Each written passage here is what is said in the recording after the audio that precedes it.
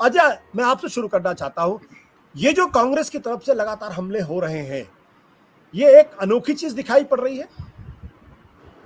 जी, आशुतोष जी, कर्नाटक के बाद कांग्रेस में जिस तरीके की एक ऊर्जा आई है, वो अब हम लोगों को साफ साफ दिख रही है।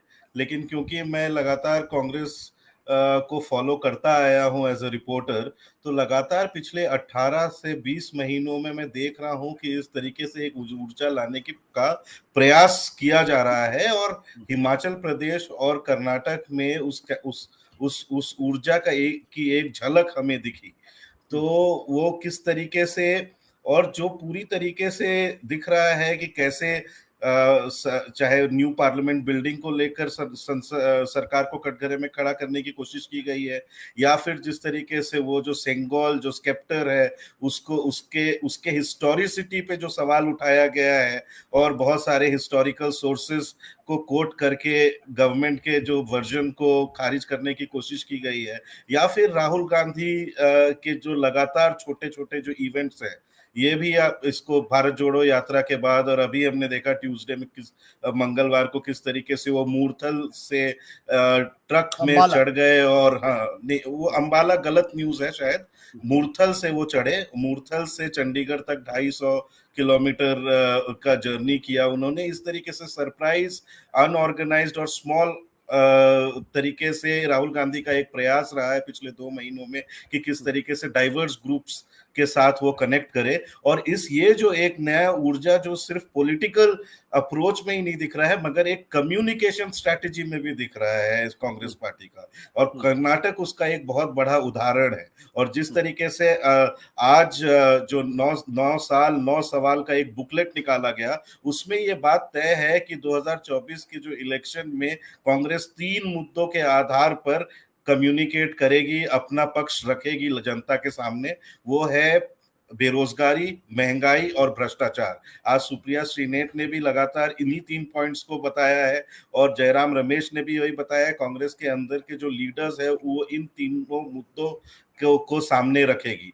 और ये मुद्दे अब इतने ज्यादा इसलिए सामने आ रहे हैं क्योंकि कर्नाटक में बीजेपी को मुंह की खानी पड़ी, जहां पे महंगाई की बात उठी और बेरोजगारी की बात उठी और भ्रष्टाचार। ये तीनों मुद्दे कर्नाटक से किसी तरीके से निकल कर आते हैं और हिमाचल से निकल कर आते हैं। वहीं पर बीजेपी, जो कि लगातार नैरेटिव के गेम में हमेशा आगे रहती है, उनके पास आज 9 साल के बाद कोई नैरेटिव नहीं है। हिंदू नेशनलिज्म की जो वो बात करते थे, उसमें एक फटीग नजर आ रहा है।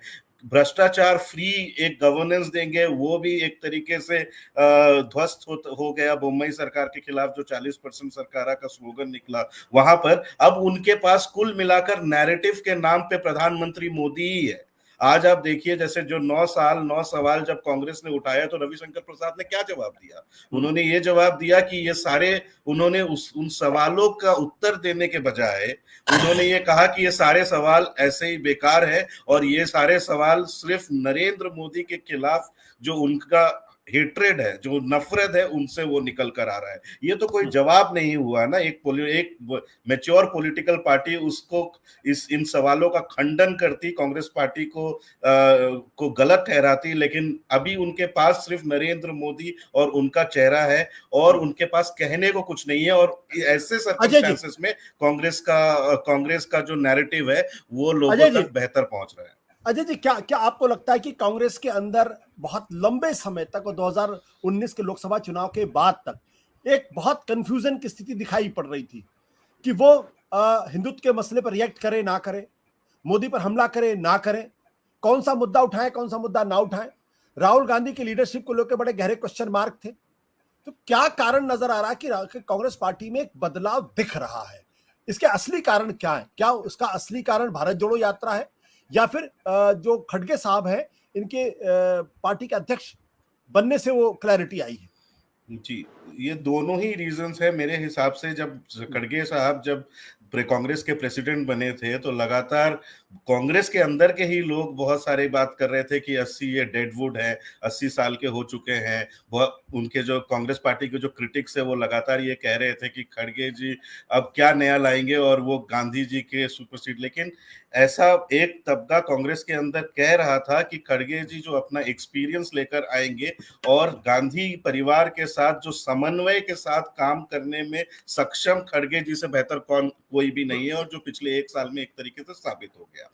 और दूसरी चीज है कि कंफ्यूजन तो थी ही कि, और अभी भी वो जो जब चिंतन शिविर उदयपुर में हुआ था तो भी ये हिंदुत्व के मसले पे छत्तीसगढ़ में भूपेश बघेल हो या कमलनाथ हो मध्य प्रदेश में, और कर्नाटक और केरला का जो यूनिट है वो लगातार इनमें दोनों में डिफरेंसेस रहा कि किस तरीके से हिंदुत्व के मसले को हम लोग आगे करेंगे। लेकिन अब ये कांग्रेस पार्टी का जो आज जो 9 सवाल निकाला उसमें सोशल हार्मनी को लेकर उन्होंने एक सवाल उठाया है, जिसमें ये क्लियर होता जा रहा है कि वो हिंदुइज्म के अगेंस्ट नहीं है, इसको और हिंदुत्व के अगेंस्ट है।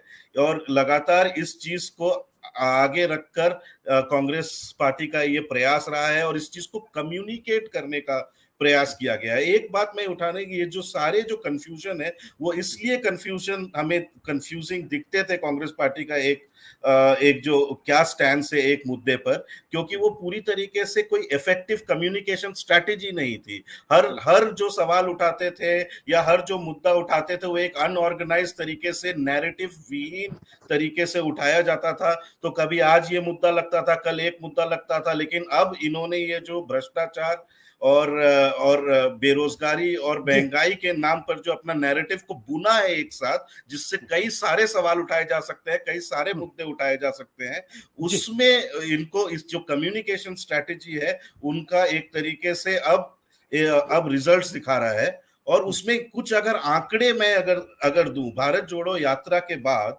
आप देखिए किस तरीके से राहुल गांधी ने लगातार, कांग्रेस का ये हमेशा कंप्लेन रहा है कि हमें मेन स्ट्रीम मीडिया स्पेस नहीं देता है, हमारे वॉइसेस नहीं उठाता। ये जो एक हद तक सच बात है, टेलीविजन मीडिया में कांग्रेस या विपक्षी राजनीति को स्पेस नहीं मिला है। लेकिन अभी पिछले 18 महीनों में क्या किया, और खास करके भारत जोड़ो यात्रा के बाद ये राहुल गांधी के, आप सिर्फ एक अगर एग्जांपल ले, राहुल गांधी का यूट्यूब का चैनल, इनके सब्सक्राइबर्स 3 गुना हो गए हैं। मतलब उनके व्यूअरशिप 50 मिलियन हो गए हैं और 15 मिलियन यूनिक व्यूअर्स आ चुके हैं उसमें। फिर अभी उनका जो प्रयास है कि 200 मिलियन व्यूज बाय 2024 आ जाए। और इसी तरीके से कांग्रेस के अंदरूनी लोगों का कहना है कि राहुल गांधी ने पिछले 18 महीने में ये करने की कोशिश की है कि वो यूट्यूब, ट्विटर, इंस्टाग्राम, जहां पर वो खुद अपनी बात कह सके, उसको बढ़ावा दे। और उस भारत जोड़ो यात्रा के बाद उनकी अप्रूवल रेटिंग भी 27% थी, अब 40% हो गई है। तो इनके व्यूअरशिप बढ़ रही है, इनका सारा कुछ इस तरीके से जो छोटे छोटे इवेंट्स ऑर्गेनाइज कर रहे हैं, तो मिडिल मैन हटा दिया है इन्होंने, जो मेन स्ट्रीम मीडिया को कह रहे हैं ये लोग। सत्य हिंदी का ऐप डाउनलोड करें गूगल प्ले स्टोर पर।